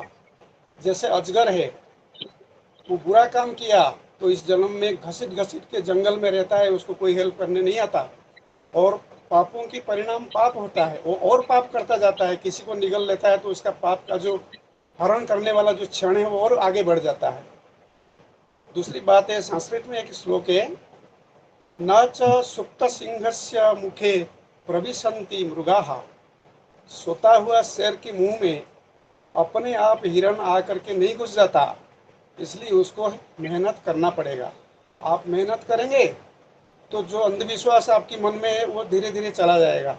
आप घर में आलसी होकर बैठेंगे तो पैसा नहीं आएगा, ना ही सुख संपदा आएगा। आप मेहनत कीजिए, अपने बच्चों को मेहनत करना सिखाइए, खुद अपना हाथ पैर के दम पे कुछ ना कुछ करना सीखिए या सिखाइए, आपका दुख धीरे धीरे दूर हो जाएगा। ये जादू टोना या ये क्या नाम है पूजा, ये काल सर्प दोष, ऐसा कुछ नहीं है। अगर भरोसा नहीं हो रहा है, मैं चैलेंज देता हूँ, मेरे ऊपर कोई जादू टोना करके दिखे, कोई काल। जी जी जी जी जी, धन्यवाद अंतर्यामी प्रभु, धन्यवाद आपका जी। ओके नेक्स्ट, सुमन मेहता जी। और एक मैं लेता हूँ, फिर मैं बाद में कुछ आंसर लेता हूँ, पर्पट को मैं क्लियर करता हूँ जी। कुछ कहना है आपको सुमन मेहता? हरे कृष्णा, प्रणाम प्रभु जी। मुझे बीच में क्वेश्चन तो नहीं करना चाहिए था, हाँ हाँ पर मैं ये पूछ रही हूँ कि जैसे हम तो कृष्ण के ऊपर पूर्ण डिपेंडेंट है, पर अगर जी अपने बच्चे हाँ नहीं है कृष्ण के ऊपर और उनके ऊपर कुछ भी दोष है या काल सर्पयोग का या किसी भी चीज का, तो अपने हाँ बच्चों के लिए अपन को करना चाहिए ये फल या नहीं करना चाहिए? नहीं, अगर आपका पूरा भरोसा है कृष्ण के ऊपर तो आपके बच्चे के ऊपर जो भी है तो भगवान कृष्ण है, योगक्षेम वहां में हम कहते हैं भगवत गीता में, तो वो भी उसका ख्याल रखेंगे। लेकिन आपके बच्चे को डाउट है ना कृष्ण के ऊपर, तो अगर वो चाहते हैं कि मेरी शांति करिए आप, तो फिर आपको करना चाहिए। नहीं ठीक है। प्रभु जी, बहुत जनों ने मुझे कहा भी, पर मैंने वो नहीं किया था। हाँ, कृष्ण के एक्चुअली ऊपर नहीं करना चाहिए। जो कृष्ण भक्ति में लगा है उसको नहीं करना चाहिए। जैसे अभी मैं आपको एक एग्जांपल दे रहा हूँ, जैसे प्रहलाद महाराज का आप केस लेते हैं अभी, या पांडवों का केस लेते हैं, उनके जीवन में काफी तकलीफें आई। इतनी तकलीफें तो नॉर्मल व्यक्ति के जीवन में भी नहीं आती है। तो क्या हम उसको ये समझे कि ये शनि की पीड़ा है या उनके जीवन में काल सर्प है? ऐसा तो नहीं हो सकता है ना। तो वो शुद्ध भक्त है और भक्तों के जीवन में भगवान स्वयं कष्ट डालते हैं। तो इसलिए हम जब माला करते हैं तो भगवान श्री कृष्ण स्वयं हमारा जिम्मेदारी लेते हैं। और फिर जिम्मेदारी लेने के पश्चात जो मेरे जीवन में जैसे कुछ चीजें हो गई जो नहीं होने चाहिए अकस्मात, तो इसको अगर मैं ये समझूं कि ये ग्रह नक्षत्र का दोष है, तो फिर मेरा कृष्ण के ऊपर भरोसा ही कम हो जाएगा, क्योंकि अल्टीमेटली सब कृष्ण की इच्छा से ही होता है। तो इसलिए हमें इन चीजों को ऐसे नहीं देखना चाहिए। अगर हम कृष्ण के भक्त हैं तो हमें समझना चाहिए कि काल सर्प हमारा कुछ बिगाड़ नहीं सकता है अगर हम कृष्ण का नाम ले रहे हैं, या शनि की पीड़ा भी हमें नहीं सताएगी, है ना। तो फिर हमें कृष्ण की कृपा के रूप में इसको स्वीकार करना चाहिए। जैसे अभी परीक्षित महाराज का केस लेते हैं, परीक्षित महाराज को तक्षक आकर 7 दिनों में मार देगा 10 के। तो क्या हम इसको ये सोचे कि इसकी शनि की पीड़ा भी 40 साल में या 50 साल में इनको प्रकोप हो गया लगता है? नहीं, इसको हम भगवान की कृपा के रूप में देखते हैं। तो हमको यही समझना चाहिए। लेकिन अगर हमारे रिश्तेदारों में, हमारे परिवार में इतना किसी का भरोसा नहीं है जैसा आपका भरोसा है, लेकिन आपके पति का भरोसा नहीं है कृष्ण के ऊपर, और वो चाहते हैं कि हमारे बच्चों की शांति करानी चाहिए, तो आपने उसके लिए उसका साथ देना चाहिए, है ना। हट नहीं करना चाहिए, क्योंकि उनका विश्वास नहीं है। ठीक है, तो इस तरीके से हम इसको डील करते हैं। ओके, तो मैं आगे बढ़ता हूँ। तो मैं अभी तात्पर्य कवर करता हूँ थोड़ा सा, और फिर मैं वापस क्वेश्चन आंसर लेता हूँ। जी, तात्पर्य में प्रभुपाद लिखते हैं कि भगवान के भक्त या कृष्ण भावना भय पुरुष, देवतागण सांसारिक कार्यों के लिए अधिकार प्राप्त प्रशासक है। तो हमारे पास जितने भी कार्य है, जैसे शरीर धारण करने के लिए आवश्यक वायु, वायु का डिपार्टमेंट कौन संभालता है? तो वायु का डिपार्टमेंट वायुदेव संभालते हैं। जैसे पवन पुत्र पवन देव। जी, वो संभालते हैं। प्रकाश का कौन संभालते हैं? सूर्य देव। सूर्य देव।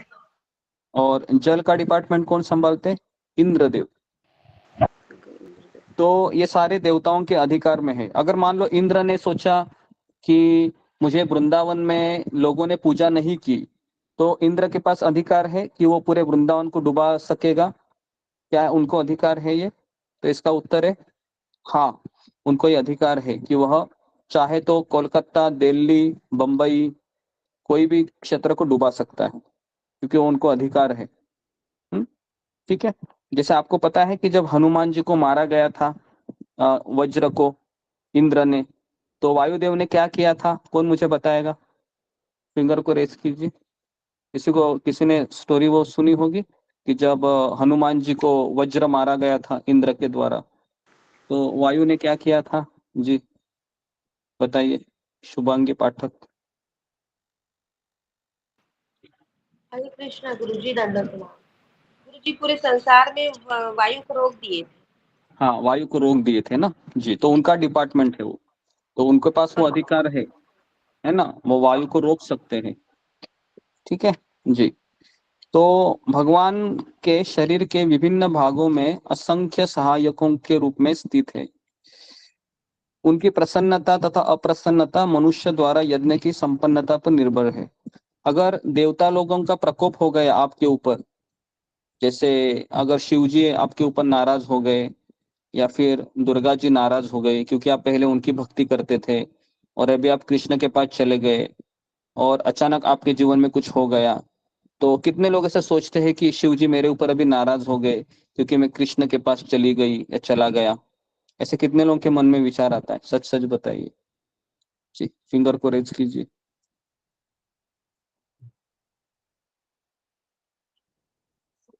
ओके, 5 लोग हैं। उनको ऐसा लगता है कि शिव जी मेरे ऊपर नाराज हो गए, मैं कृष्ण के पास चली गई, या मैं, है ना, मैं इनको छोड़कर चले गए। हनुमान जी ले लो या फिर साईं बाबा ले लो या दुर्गा देवी ले लो। तो ये आपका गलत फहमी है। क्यों गलत फहमी है? क्योंकि ये सारे लोग किनकी सेवा करते हैं? ये सब लोग कृष्ण की भक्ति करते हैं। तो इसके लिए ये लोग हमेशा चाहेंगे कि आप मेरे स्वामी के पास ही चले जाइए क्योंकि मेरे से भी ऊपर वो है। तो इसके लिए अगर आपके मन में ये सब शंकाएं हैं कि शिव जी नाराज हो जाएंगे या इंद्र नाराज हो जाएंगे या गणपति नाराज हो जाएंगे या माता रानी नाराज हो जाएगी या फिर जो हट पूजा करने वाले रहते हैं, है ना, छठ पूजा, सूर्यदेव नाराज हो जाएंगे, तो ऐसा कभी नहीं होता है। आई बात समझ में? सबको क्लियर है? वो कभी नाराज नहीं होंगे। तो इसके लिए आप ये मत सोचिए कि अभी घर में जो विध्वंस होने जा रहा है या हो रहा है ये शिव जी का प्रकोप है, ये मत अंदाजा लगाइए, है ना। हमारा दुष्ट मन पता नहीं हमें क्या क्या पट्टी पड़ाएगा, बराबर ना। हमारा मन बहुत दुष्ट है जी। तो इसके लिए हम किस रूप में लेंगे इसको? अगर मान लो कि हम भक्ति करने के बाद भी हमारी जिंदगी में पीड़ा आती है, कष्ट आते हैं, है ना, और भी ज्यादा आते हैं, तो हम इसको किस रूप में लेते हैं? कौन मुझे बताएगा? फिंगर को रेज कीजिए जी। किस रूप में लेते हैं हम इसको? जी, सुमन मेहता।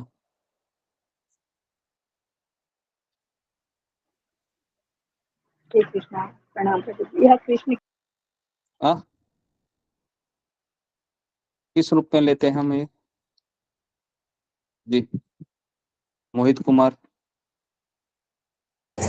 हरे कृष्ण प्रभु जी, प्रणाम से भक्त दंड प्रणाम।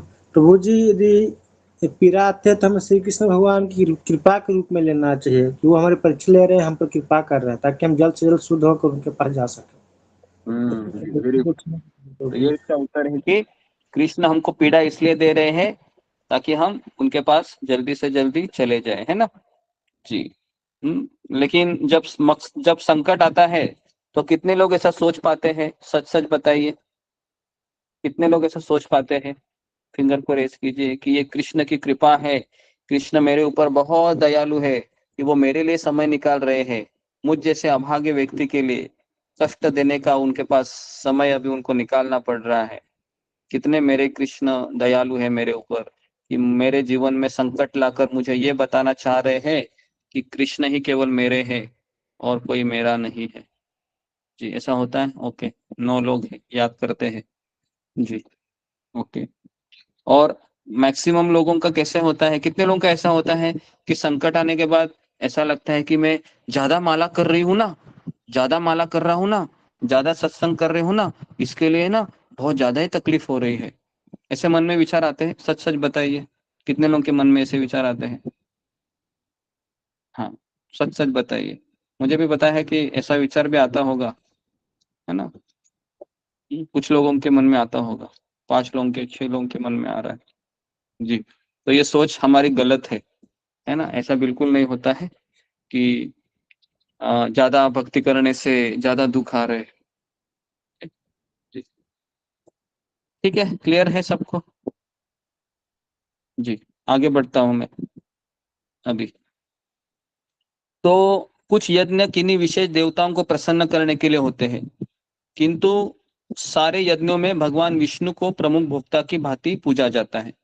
जैसे कितने लोगों ने देखा है कि जब आप आपके घर में कोई ब्राह्मण आया होगा सत्यनारायण की पूजा करने के लिए या गणेश जी की पूजा करने के लिए या कोई अनुष्ठान करने के लिए, चाहे वो गृह प्रवेश हो या गृह शांति हो, तो वो हमेशा एक श्लोक हमेशा बोलते हैं कि नारायणी नारायणा तो समर्पयामि, है ना, कि जो भी अनुष्ठान किए हैं भगवान नारायण को हम समर्पण करते हैं। सुना है आपने, बोलते हैं ऐसे, वो सुना है ना, या नहीं सुना है, या कभी बैठे ही नहीं ऐसे यज्ञों में? ऐसे यज्ञ तो खूब होते हैं, गणपति के समय होता है, नवरात्रि के समय होता है, या फिर किसी की शादी हो गई अगले दिन तो होता ही होता है पूजा। हाँ, सत्यनारायण की पूजा बिठाते हैं घर वाले, क्योंकि शादी हुई है, बहुत लोगों को हमने नाराज किया है, किसी की इड़ा पीड़ा है वो नष्ट हो जाए, तो इसके लिए सत्यनारायण की पूजा करते हैं ना, करते हैं। तो जी, तो इसके लिए है ना, ये सब चीजें हैं, करते हैं। तो लेकिन गीता में भगवान कहते हैं कि भोक्ताराम यज्ञ तपसाम सर्वलोक महेश्वरम, समस्त यज्ञों का मुख्य प्रयोजन यज्ञपति को प्रसन्न करना है। जब ये यज्ञ सुचारू रूप से संपन्न किए जाते हैं तो विभिन्न विभागों के अधिकारी देवता प्रसन्न होते हैं और प्राकृतिक पदार्थों का अभाव नहीं रहता। जैसे आप यज्ञ करोगे और यज्ञ को पता है भाग होता है, जैसे ओम सूर्य देवाय नमः, ओम इंद्राय नमः, तो देवी देवताओं को भी आहुति दी जाती है यज्ञ में। तो जब आहुति देती है तो उनको उनका पोर्शन प्राप्त हो जाता है और फिर वो प्रसन्न हो जाते हैं, और फिर अगर वायु देवता को प्रसन्न किए तो वह वायु का प्रवाह करते हैं, अगर आप इंद्र को प्रसन्न करेंगे तो फिर जल की वृष्टि करेंगे, और इस तरीके से अभाव नहीं रहता है। अभी मुझे बताओ कि कभी कभी भारत में हो या फिर इतर देशों में है, अकाल पड़ता है। अकाल पड़ने का मुख्य कारण क्या है, कौन मुझे बताएगा? या हमारे घर में भी अकाल पड़ता है, इसका मुख्य कारण क्या है? जी, मोतीलाल 84 आप। हरे कृष्ण गुरु जी, दंडवत प्रणाम। यज्ञों का अभाव, बहुत कम यज्ञ हो रहे हैं, आहुतियां यज्ञ आहुति कम होती है। जी जी, तो यज्ञ नहीं कर रहा है, इसके लिए तो पूरा प्रॉब्लम हो रहा है, बराबर है। तो यज्ञ का अभाव है। तो अभी कलयुग में कौन सा यज्ञ हमको करना चाहिए, कौन मुझे बताएगा? जी, फिंगर को रेज कीजिए। सीमा जेडीवी बताइए, कौन सा यज्ञ करना चाहिए हमें? यज्ञ करना चाहिए। हरे कृष्ण।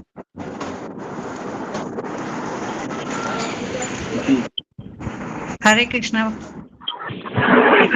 हरे कृष्ण प्रभु जी। हाँ बोलिए।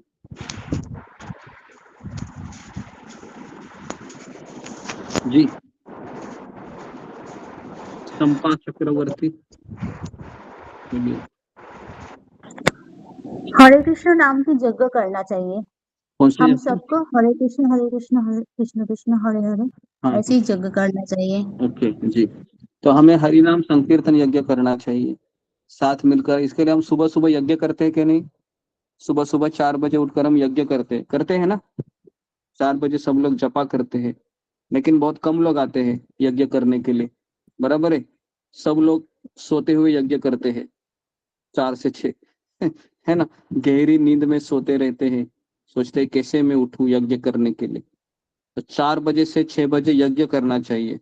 हमारी दिन की शुरुआत यज्ञ करने से होनी चाहिए, बराबर है ना। दिन की शुरुआत कैसे होनी चाहिए? यज्ञ करने से। तो 50 लोग आते हैं सुबह 4:30 बजे के आसपास। तो आप लोगों से मेरा निवेदन है कि एक बहुत अच्छा आदत डालिए, सुबह जल्दी उठकर हमारे साथ नाम जप करने की। हमारा सत्र सुबह 4 बजे शुरू होता है। काफी भक्त आते हैं सुबह 4 बजे, 4:15 4:30 बजे तक। तो आप लोग माला लेकर बैठ जाइए हमारे साथ 1 घंटा और जपा कीजिए, और फिर देखिए आपका जीवन परिवर्तित होता है।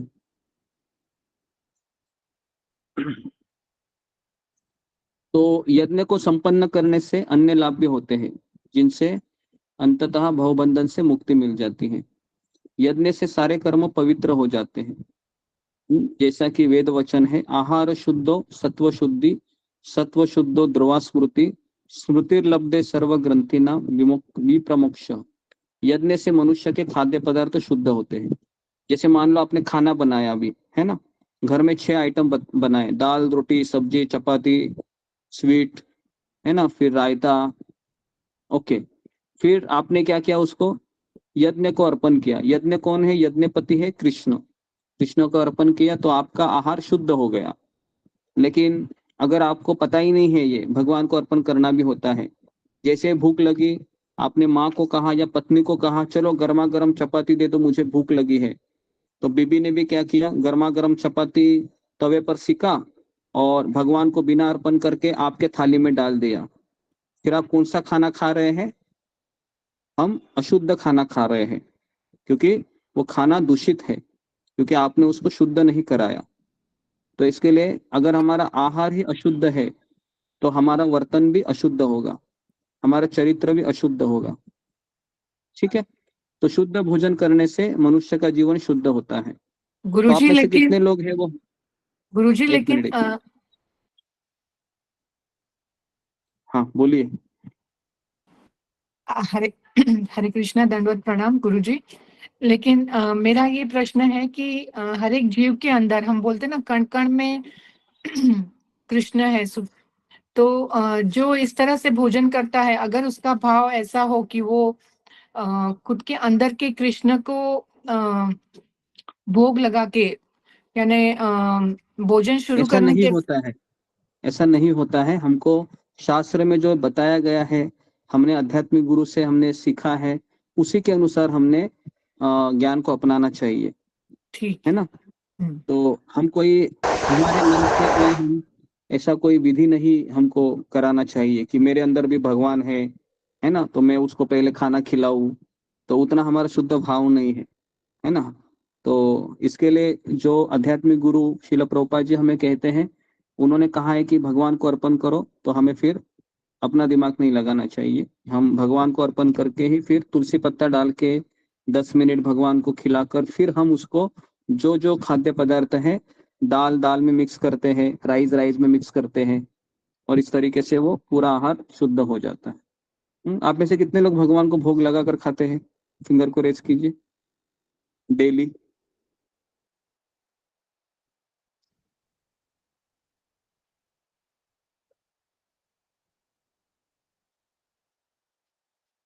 ओके, इतने कम लोग? असंभव, ऐसा नहीं होना चाहिए। तो अगर आप ये नहीं कर रहे हैं तो फिर आप दूषित अन्न खा रहे हैं। तो जैसे अभी हमारे ग्रुप में कम से कम यहाँ पर कितने लोग हैं? 90 लोग हैं। 90 लोग में से 30 लोग ही फिंगर रेस किए हैं, तो ये बहुत ही बुरी चीज है। तो आपको भगवान को अर्पण करके ही खाना है।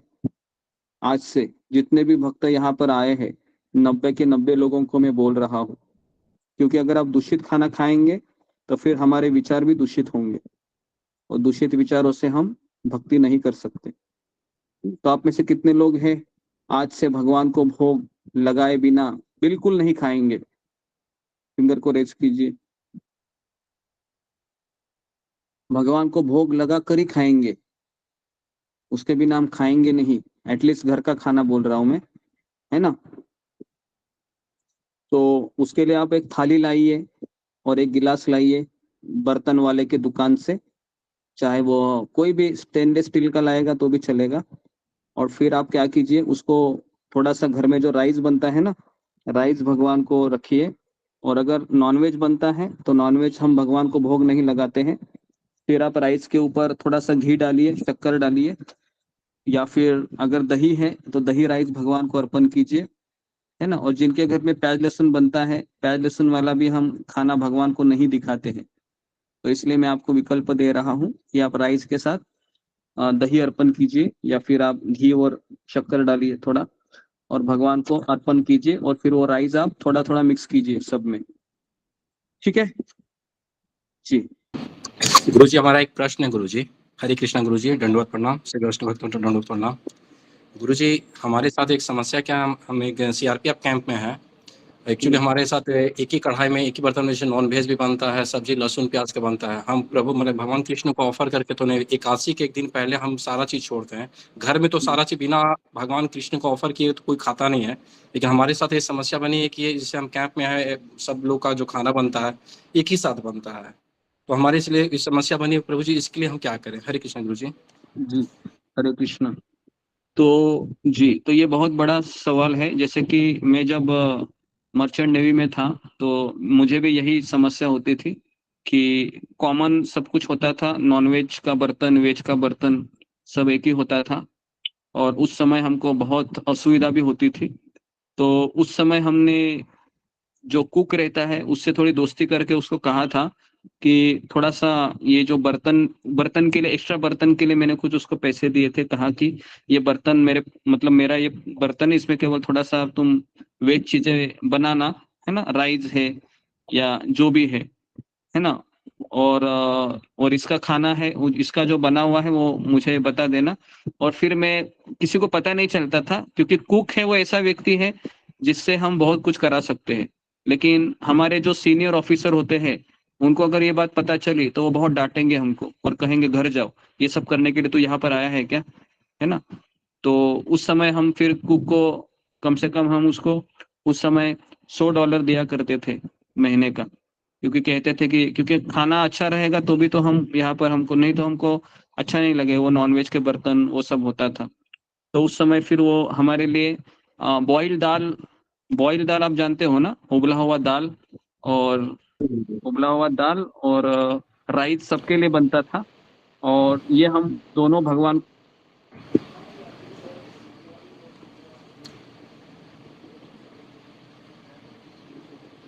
आवाज नहीं आ रही गुरु जी। हरे कृष्णा।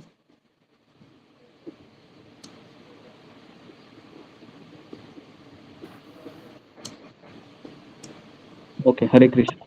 तो मैं ये कह रहा था कि हम जब जहाज में थे तो ऐसे दाल, उबला हुआ दाल हम हमारे लिए वो बनाता था वो, और उसमें वो राई जीरा का तड़का देता था बाहर से मेरे लिए, और फिर राइस बनता था और हम भगवान को वहां पर अर्पण करते थे।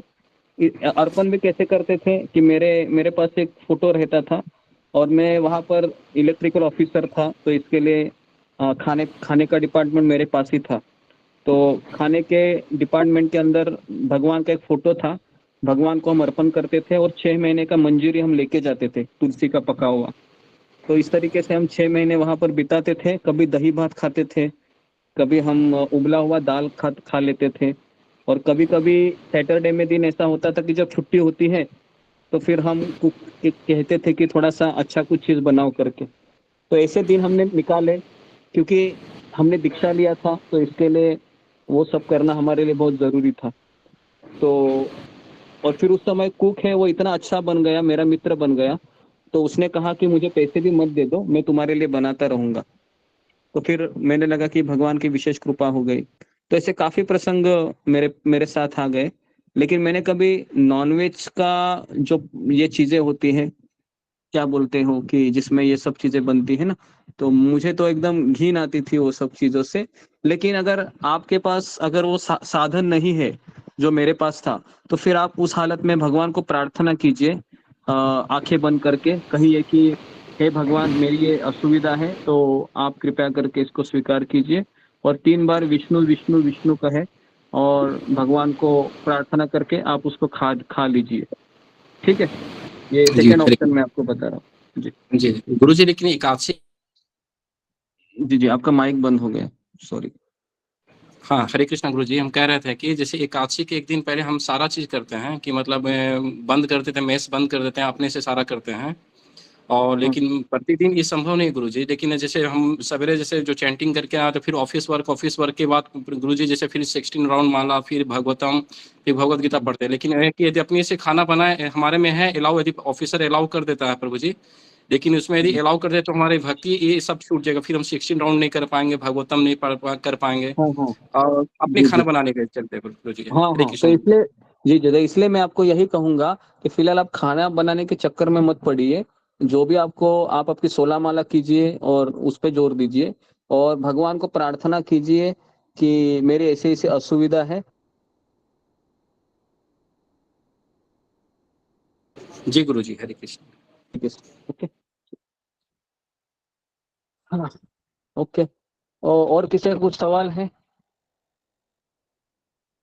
किसी का सवाल है जो आज हमने चर्चा की? जी, राजेश चौधरी।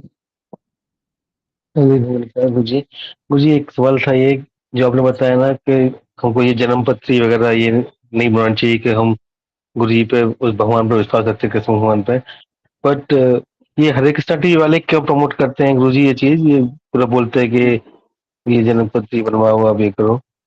जी जी जी जी जी, तो ये बहुत अच्छा सवाल पूछा है कि अगर आप हरे कृष्णा टीवी देखते रहोगे तो वहां पर एक ऐड आती है। अगर आपके कुंडली में कोई दोष है, आपको ज्योतिषी से कुछ सलाह चाहिए, तो आप हमको संपर्क करें करके, ऐसा ही कुछ होता है ना? हाँ हाँ जी, ऐसा ही कुछ होता है।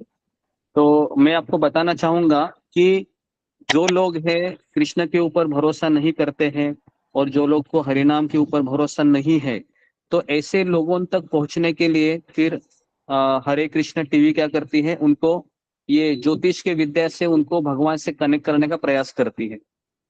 आई बात समझ में?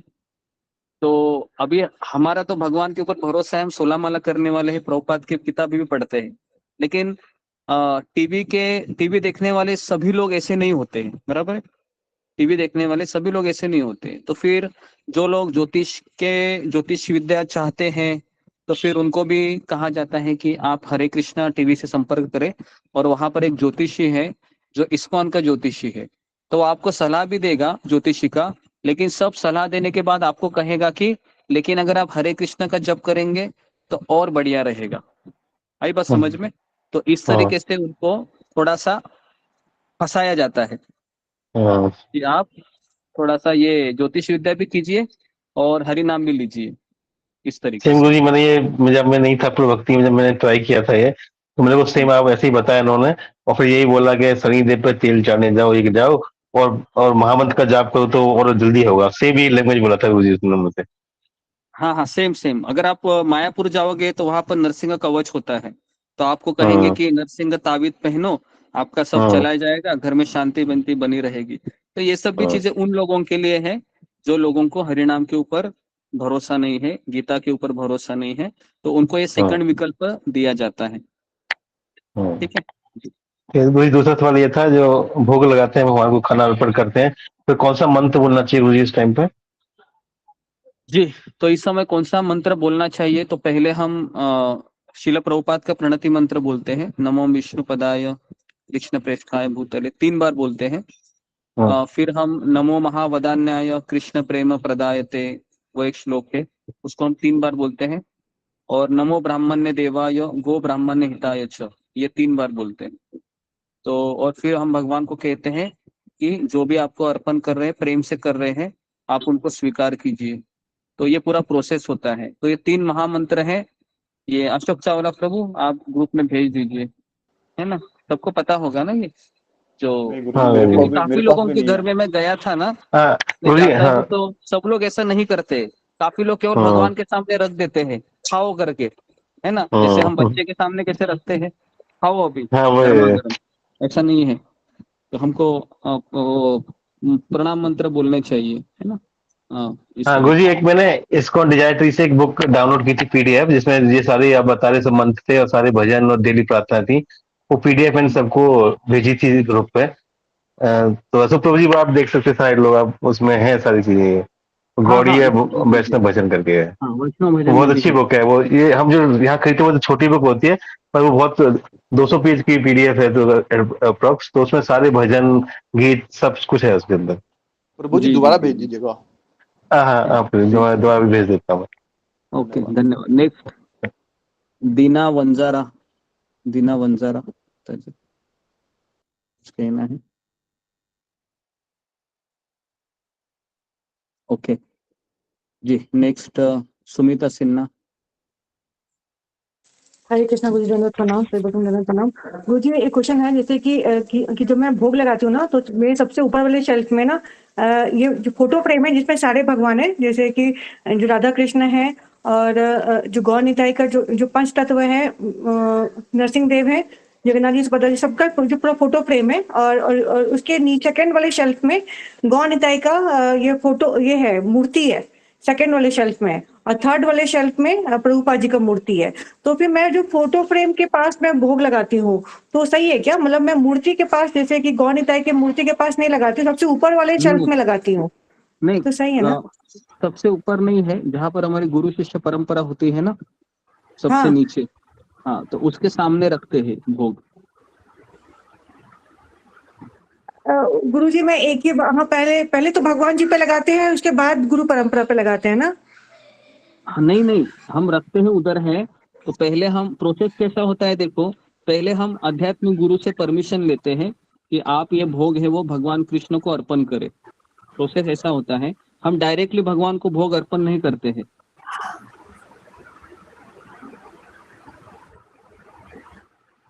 आवाज नहीं आ रही है गुरुजी।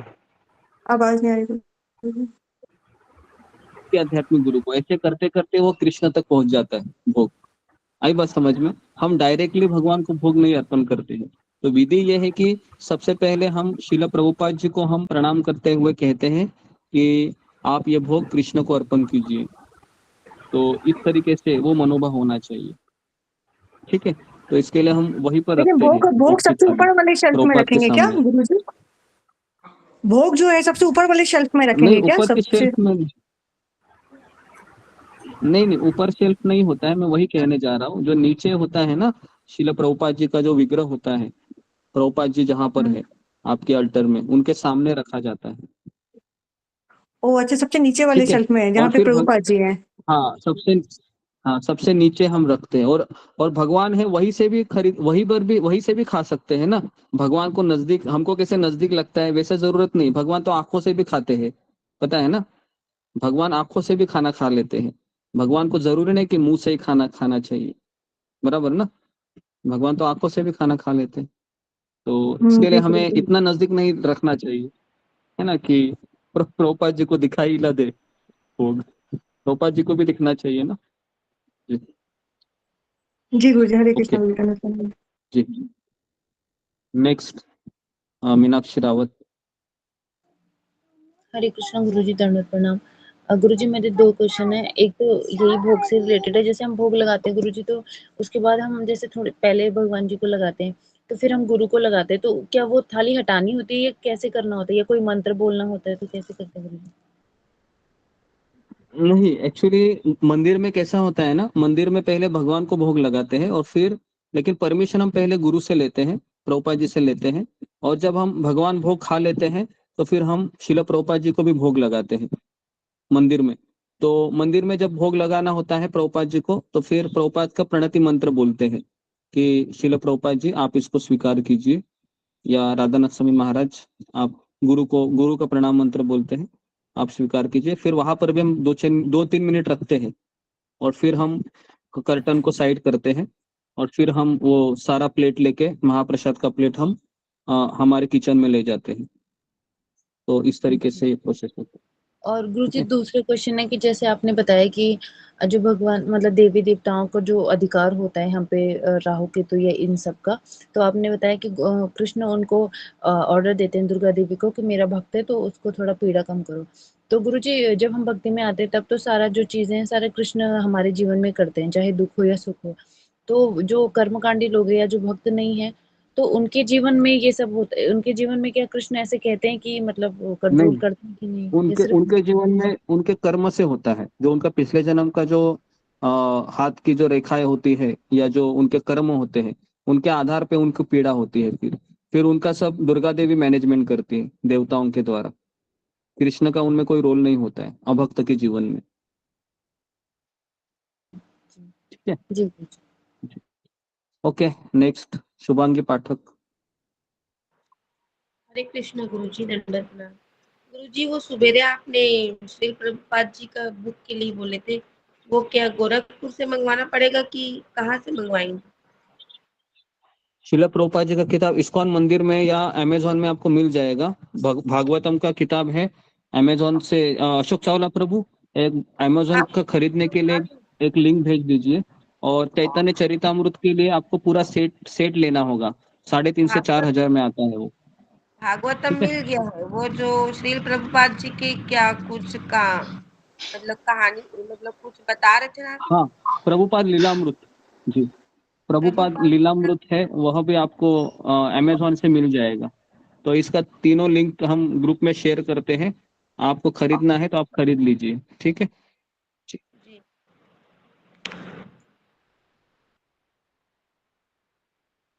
गुरुजी अमेजोन से लेना चाहिए या इस्कॉन के सेंटर या इस्कॉन टेम्पल से लेना चाहिए गुरुजी? नहीं, अमेजोन से लेके तो अच्छा सर्विस है। इस्कॉन का सर्विस बहुत ये है, 10-15 दिन लगाते हैं, कभी कभी आता भी नहीं है, अमेजोन का आ जाता है ठीक। जी। Okay, next Mohit Kumar. हरे कृष्ण प्रभु जी, दंड प्रणाम से भक्त दंड प्रणाम। प्रभु जी मेरा मेरा क्वेश्चन माला से रिलेटेड है। प्रभु जी मैं 2 साल से ट्राई कर रहा था कि मैं जल्दी उठूं, उठता हूँ और कभी सफल होता हूँ, कभी असफल होता हूँ, फिर कभी सफल होता हूँ, कभी असफल होता हूँ। मुझे ऐसा लग तो मुझे क्या बेबी स्टेप लेना होगा? मुझे ऐसा लग रहा है कि क्योंकि पिताजी देखो, कहते हैं कि पहले तुम उठता था 4 बजे, है ना, मैंने देखा है 4:30 बजे उठता था, तो इसको बेबी स्टेप नहीं कहते, इसको आलसीपन कहते हैं, है ना। आलस्य को छोड़ना होगा, आई बात समझ में। आलस्य को छोड़ना होगा। बेबी स्टेप कितना लेगा? अभी 2 साल हो गए तुमको, है ना। बेबी स्टेप लेने का भी समय नहीं, वो चला गया। अभी 2 साल के बाद क्या बेबी स्टेप लेना है? अभी तो डायरेक्ट उठ के माला करना है ना, हाथ में लेके, ठीक है। नेक्स्ट अशोक चावला प्रभु। जी गुरुजी जैसे अभी कहा था आपने कि ये वर्षा है, वायु है, ये देवताओं के अधिकार में है, कुछ भी कर सकते हैं ये। जैसे जब इंद्र ने उसमें डुबो दिया था गोकुल को पानी में, हाँ और वायु देवता ने हनुमान जी के सब में हवा रोक दी थी, तो और लाखों लोगों की जिंदगी खतरे में डाल दी थी सभी सृष्टि में। तो ये अपने हाँ अधिकारों का अतिक्रमण नहीं है? जी, तो ये भी अच्छा सवाल है। देखिए, जब देवी देवताओं देखते हैं कि ये जितने भी मनुष्य लोग हैं ना, ये अपने मनमानी करते हैं। जैसे अगर आपने देखा हो, गुजरात में एक क्षेत्र है गोधरा या कच्छ करके, जहां पर पहले गायों की हत्या की जाती थी, है ना, गुजरात की बात कर रहा हूं मैं। तो वहां पर अचानक एक भूकंप आता है ना, कुछ दिन पहले। गोधरा करके था वो, गोधरा या कच्छ, ऐसा मुझे अभी ठीक से नाम नहीं याद भूज है। भूज भूज हाँ, भूत, हाँ भूत, हाँ। तो जी, तो उसके पहले वहां पर गायों की कत्ल होती थी। तो जब इस तरह से होता है तो देवता लोग भी फिर वो ये करते हैं ना, क्या बोलते हैं उसको, अर्थक्वेक आता है, सुनामी आता है। ये पता है सुनामी अर्थक्वेक कौन लाता है? ये देवता लोग लाते हैं। आई बात समझ में? ज्यादा बारिश होना, ज्यादा धूप होना, ज्यादा गर्मी, ज्यादा सर्दी, ये कौन लाता है? ये देवता लोग लाते हैं। आई बात समझ में? ये देवी देवताओं का ये काम है। तो इसके लिए देवी देवताओं भी देखते हैं कि ये लोग पर्यावरण का और गायों का कत्ल कर रहे हैं, पाप ज्यादा हो रहा है, तो फिर ये लोग इस तरह से प्रकृति को ज्यादा ही मतलब ये करते हैं, प्रकोप करते हैं। फिर सुनामी आना, अचानक एक सुनामी आ गई, उसमें से हजारों लोग मर गए, बराबर है। एक भूकंप आ गया, हजारों लोग, 100 लोग मर गए। तो इस तरीके से फिर ये होता है ना। तो ये इस देवी देवता ही लाते हैं ये। उसको आदि आदि भौतिक क्लेश कहते हैं, सॉरी आदि भौतिक नहीं, आदि दैविक क्लेश कहते हैं। नहीं ओके। गुरुजी, ये तो ठीक है जब देवी देवता अपने लिए काम करते हैं। जैसे इंद्र ने अपने अभिमान में, अपने अहंकार में किया, हाँ हाँ हाँ, वायुदेव वो ने तो अपने अहंकार में जी किया, जी जी जी जी जी, भाई मेरे हाँ बच्चे को, हनुमान जी को वो किया गया, तो ये हाँ हाँ, अपने अधिकारों का अतिक्रमण नहीं है? हाँ, दुरुपयोग है, अतिक्रमण। लेकिन क्या करें, अभी देवी देवताओं को भी शुद्ध भक्त नहीं कहा जाता है, वो भी सकाम भक्त में आते हैं। तो इसके लिए वो शुद्ध भक्त नहीं है, तो इसके लिए वो भी कभी कभी अपने अधिकारों का अतिक्रमण करते हैं, है ना। लेकिन भगवान उनको माफ कर देते हैं। क्यों माफ करते हैं भगवान? क्योंकि गलतियां तो सबसे होती है ना। क्या लगता है आपको? गलतियां सबसे होती है ना, हमसे भी तो गलतियां होती है कभी ना कभी। तो पिताजी हमें माफ नहीं करते हैं क्या? माता पिता माफ करते हैं ना हमें, अगर हम गलती करते हैं बच्चे, तो भगवान भी माफ कर देते हैं अपने भक्तों को। तो फिर वो राइट ट्रैक पे आ जाता है जी। ओके, अंतर्यामी प्रभु, आखिरी क्वेश्चन शॉर्ट हरे में कृष्ण बताइए गुरुजी, दंडवत प्रणाम, जी। सभी भक्तों के चरणों में दंडवत प्रणाम। गुरु जी गीता में भगवान कृष्ण ने कहे हैं कि all things are transitory, nothing is permanent in this gazed world, all things shall pass away day by day, why are you fearing of death, even it will come and go away. उन्होंने बोला है कि इस क्षण भंगुर संसार में कोई चीज चिरस्थायी नहीं है, परमानेंट नहीं है, हर चीज आएगा और बीत जाएगा। तुम मृत्यु को भय क्यों करते हो, वो भी एक दिन आएगा और चला जाएगा। तो जब सुख आता है उस टाइम पे तो सब चुप रहते हैं, कोई किसी ग्रह या नक्षत्र को दोष नहीं देता, भगवान को दोष नहीं देता। लेकिन जब खराब समय आता है, दुख का समय आता है, उस टाइम पे ग्रह नक्षत्र का बहाना क्यों?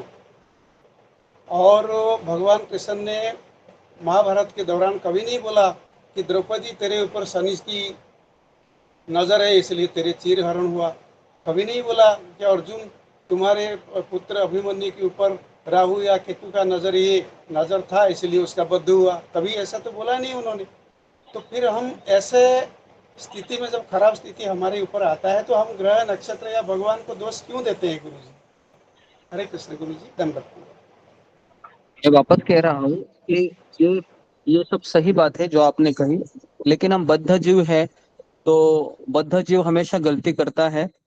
तो भले उसको पता है कि कृष्ण मेरे रक्षक है, कृष्ण मेरी रक्षा करेंगे, लेकिन फिर भी वो कहीं ना कहीं गड़बड़ी करता ही है ना। तो इसलिए एक भक्त के जीवन में कष्ट आता है तो उस समय उसको ये स्वीकार कर पाना बहुत कठिन है कि कृष्ण की कृपा है करके। जो व्यक्ति इसको स्वीकार करता है वह जल्दी भगवत धाम जाता है, जो इसको स्वीकार नहीं करता है तो उसको समय लगता है। तो इसलिए यहाँ पर 100 लोग आते हैं, 90 लोग आते हैं, तो सब 90 लोगों का श्रद्धा एक जैसे नहीं है। सबका श्रद्धा है, किसी का ज्यादा है, किसी का कम है, किसी का बिगिनिंग में है, कोई बहुत ऊपर होगा। तो हम सबको अकोमोडेट करना पड़ता है। तो इसलिए हम उनको यही कहते हैं कि फिलहाल जो हो रहा है आप उसको प्रयास तो कीजिए कि इससे मैं निकलूं, लेकिन इतना प्रयास करने के बाद भी नहीं निकल रहे हैं तो आप हताश मत हो जाइए। आप इसको कृष्ण की कृपा के रूप में स्वीकार करके अपनी भक्ति को बढ़ाइए और धीरे धीरे धीरे धीरे इस संसार से हमारा लगाव भी फिर कम हो जाएगा, है ना। तो यही हमको भागवत धर्म बताता है। ठीक है, तो यहाँ पर मैं रुकता हूँ, समय हो गया है। आप सबका बहुत बहुत धन्यवाद। श्रील प्रभुपाद की जय, गुरुदेव की जय, भगवद गीता।